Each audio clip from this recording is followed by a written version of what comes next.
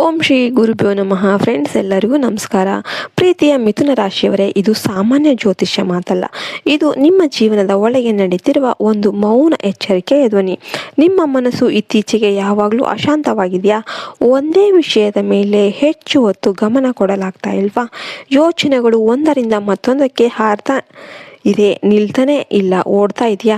ಮಾತನಾಡುವ ಶಕ್ತಿ, ಜ್ಞಾನ, ಬುದ್ಧಿ ಎಲ್ಲವೂ ಕೂಡ ಇದ್ರೂ ಕೂಡ ನಿಮ್ಮ ಮಾತುಗಳಿಗೆ ಬೇಕಾದ ಮೌಲ್ಯ ಸಿಗ್ತಾ ಇಲ್ವಾ? ಸ್ನೇಹ, ಸಂಬಂಧ, ಕೆಲಸ, ಹಣ ಎಲ್ಲವೂ ಇದ್ದಂತೆ ಕಾಣಿಸ್ತಾ ಇದ್ರೂ ಕೂಡ ಯಾವುದೂ ಸಂಪೂರ್ಣ ಅನ್ನಿಸ್ತಾ ಇಲ್ವಾ? ಇದಕ್ಕೆ ಕಾರಣ ಕೇವಲ ಬುಧ ಗ್ರಹದ ಚಲನೆ ಅಲ್ಲ. ಇದರ ಹಿಂದೆ ಇನ್ನೂ ಆಳವಾದ ಆತ್ಮಿಕ ಕಾರಣ ಇದೆ. ಅದು ನಿಮ್ಮ ಕುಲದೇವರ ಬಂಧನ. ಮಿಥುನ ರಾಶಿಯವರು ಬುಧ ದೇವರ ಅಧೀನದಲ್ಲಿ ಇರುವವರು. ಬುದ್ಧಿ, ವಾಕ್ಚಾತುರ್ಯ, ಕಲಿಕೆ, ಸಂವಹನ ನಿಮ್ಮ ಶಕ್ತಿ. ಆದರೆ ಅದೇ ಮನಸ್ಸು ಹೆಚ್ಚು ಚಂಚಲವಾದಾಗ ನಿಮ್ಮ ಮೂಲದಿಂದ ನೀವು ನಿಧಾನವಾಗಿ ದೂರ ಹೋಗ್ತೀರಾ. ನಿಮ್ಮ ಕುಲದೇವರು ನಿಮ್ಮನ್ನು ಮೌನವಾಗಿ ರಕ್ಷಿಸ್ತಿದ್ದ ಶಕ್ತಿ. ಆದರೆ ಕಾಲದ ಓಟದಲ್ಲಿ ನೀವು ಮಾತು, ಕೆಲಸ, ಸಂಬಂಧ, ಹಣ ಅನ್ನೋ ಒಂದು ಗೊಂದಲದಲ್ಲಿ ನೀವು ಆ ಶಕ್ತಿಯನ್ನು ಮರೆತಾಗ ರಕ್ಷಣೆ ಮೌನವಾಗುತ್ತೆ. ಅದನ್ನೇ ಕುಲದೇವರ ಬಂಧನ ಅಂತ ಕರೆಯಲಾಗುತ್ತೆ. ಇದು ಶಾಪವಲ್ಲ, ಇದು ನೆನಪು. ನಿಮ್ಮ ಒಂದು ಮೂಲವನ್ನು ಮರೆಯೋದಕ್ಕೆ ಹೋಗಬೇಡಿ ಅನ್ನೋ ಒಂದು ಆತ್ಮಿಕ ಸೂಚನೆ.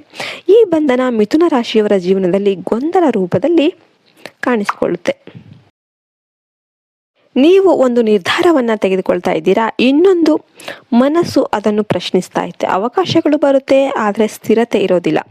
ಜನರನ್ನು ಬೇಗ ನಂಬ್ತೀರಾ, ಅದೇ ಜನರಿಂದ ಮೋಸ, ನಿರ್ಲಕ್ಷ್ಯ ಕೂಡ ಅನುಭವಿಸ್ತೀರಾ. ನಿಮ್ಮ ಮಾತುಗಳಿಂದ ನೀವು ಹಲವರನ್ನ ಗೆಲ್ಲಬಹುದು, ಆದರೆ ನಿಮ್ಮ ಮನಸ್ಸನ್ನು ಯಾರೂ ಅರ್ಥ ಮಾಡಿಕೊಳ್ಳದಂತೆ ಅನುಭವಿಸ್ತಾ ಇರ್ತೀರಾ. ಇದು ಯಾದೃಚ್ಛಿಕ ಅಲ್ಲ. ಕುಲದೇವರ ಬಂಧನ ಬಂದಾಗ ಅದು ಮನಸ್ಸಿನ ಮೂಲಕ ನಡೆಯುತ್ತೆ. ಮೊದಲ ಸೂಚನೆ ನಿರಂತರ ಚಿಂತನೆ, ನಿದ್ದೆಯಲ್ಲಿ ವ್ಯತ್ಯಯ. ಎರಡನೇ ಸೂಚನೆ ಸಂಬಂಧಗಳಲ್ಲಿ ಸ್ಥಿರತೆ ಇಲ್ಲ, ಸ್ನೇಹ ಬೇಗ ಮುಗಿಯುತ್ತೆ. ಮೂರನೇ ಸೂಚನೆ ಹಣದ ವಿಷಯದಲ್ಲಿ ಏರುಪೇರು ಆದಾಗ ಇದ್ರೂ ಕೂಡ ನಿಲ್ಲದೆ ಬದಲಾಗೋದು. ನಾಲ್ಕನೇ ಸೂಚನೆ ದೇವರ ವಿಷಯದಲ್ಲಿ ಗೊಂದಲ, ನಂಬಿಕೆ ಇದ್ರೂ ಕೂಡ ಆಚರಣೆ ಇಲ್ಲ. ಐದನೇ ಸೂಚನೆ ಕನಸುಗಳು, ಹಳೆಯ ಶಾಲೆ, ಒಂದು ಹಳೆಯ ಫ್ರೆಂಡ್ಸ್, ಅಜ್ಞಾತ ವ್ಯಕ್ತಿಗಳು, ಪುಸ್ತಕಗಳು ಅಥವಾ ದೇವಾಲಯದ ದೃಶ್ಯಗಳು, ಇವೆಲ್ಲವೂ ಕೂಡ ಆತ್ಮಿಕ ಸೂಚನೆಗಳು. ಮಿಥುನ ರಾಶಿಯವರೇ, ನಿಮ್ಮ ಆತ್ಮ ಈ ಜನ್ಮದಲ್ಲಿ ಜ್ಞಾನ ಹಂಚಲು, ಸಂವಹನ ಮಾಡಲು ಬಂದ ಆತ್ಮ. ಆದರೆ ಪೂರ್ವ ಜನ್ಮದಲ್ಲಿ ಅಥವಾ ನಿಮ್ಮ ವಂಶದಲ್ಲಿ ಕುಲದೇವರ ಪೂಜೆ ಕಡೆಗಣಿಕೆ ಆಗಿರಬಹುದು, ವಂಶ ಪಾರಂಪರ್ಯ ನಿಯಮ ಮುರಿದಿರಬಹುದು. ಆದರೆ ಅದರ ಋಣ ಈ ಜನ್ಮದಲ್ಲಿ ನಿಮ್ಮ ಮೂಲಕ ತೀರಿಸಲಾಗ್ತಾ ಇದೆ.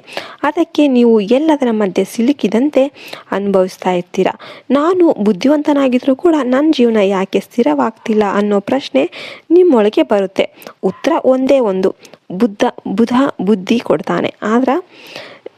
ಅದರ ಮೂಲ ಯಾವುದು ಅಂದರೆ ಶಕ್ತಿ ಕುಲದೇವರೇ ಆಗಿರುತ್ತೆ.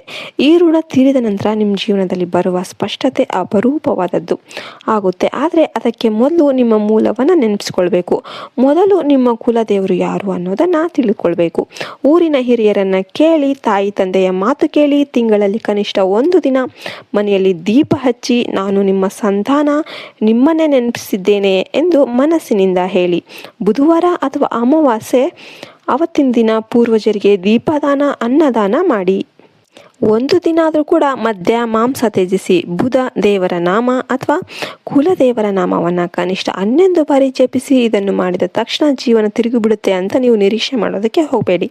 ಆದರೆ ನಿಮ್ಮ ಮನಸ್ಸಿನ ಚಂಚಲತೆ ನಿಧಾನವಾಗಿ ಕಡಿಮೆ ಆಗುತ್ತೆ, ಯೋಚನೆಗಳಿಗೆ ದಾರಿ ಸಿಗುತ್ತೆ, ಮಾತುಗಳಿಗೆ ತೂಕ ಬರುತ್ತೆ, ನಿರ್ಧಾರಗಳಲ್ಲಿ ದೃಢತೆ ಬರುತ್ತೆ. ಒಮ್ಮೆ ಕುಲದೇವರ ಕೃಪೆ ಮಿಥುನ ರಾಶಿಯವರ ಮೇಲೆ ಬಿದ್ದರೆ ನಿಮ್ಮ ಜೀವನಕ್ಕೆ ಸ್ಪಷ್ಟತೆ ಬರುತ್ತೆ. ಸಂಬಂಧಗಳಲ್ಲಿ ಸ್ಥಿರತೆ, ಕೆಲಸದಲ್ಲಿ ಗುರುತಿನ ಮುದ್ರೆ, ಹಣದ ವಿಷಯದಲ್ಲಿ ನಿಯಂತ್ರಣ. ಬುಧ ದೇವರು ಚಂಚಲತೆಯ ಗುರುವಿನಿಂದ ನಿಮ್ಮ ಜ್ಞಾನ ದೀಪವಾಗ್ತಾರೆ.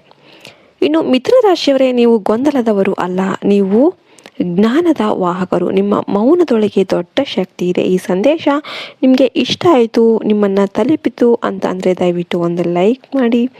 ನಿಮ್ಮ ಕುಲದೇವರು ಯಾರು ಅಂತ ಕಮೆಂಟ್ ಮಾಡಿ. ನಿಮ್ಮ ಕುಲದೇವರೇ ನಿಮ್ಮನ್ನು ಕರಿತಾ ಇದ್ದಾರೆ. ನಿಮ್ಮ ಕುಲದೇವರ ಯಾವಾಗಲೂ ಮರೆಯೋದಕ್ಕೆ ಹೋಗಬೇಡಿ. ಅವರು ನಿಮ್ಮ ನೆರಳು ಎಷ್ಟು ಇಂಪಾರ್ಟೆಂಟೋ ಅಷ್ಟೇ ಇಂಪಾರ್ಟೆಂಟ್ ಆಗಿರ್ತಾರೆ. ಪೂರ್ವಜರನ್ನು ಕೂಡ ಯಾವತ್ತೂ ಮರಿಬೇಡಿ. ಜೈ ಹಿಂದ್, ಜೈ ಭಾರತ್ ಮಾತೆ. ಹರಿ ಓಂ ತತ್ಸತ್. ಸರ್ವೇ ಜನೋ ಸುಖಿನೋ ಭವಂತು.